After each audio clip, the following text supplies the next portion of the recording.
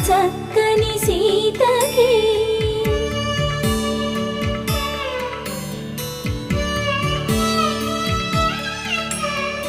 ఎర్ర జాబిలి చేయి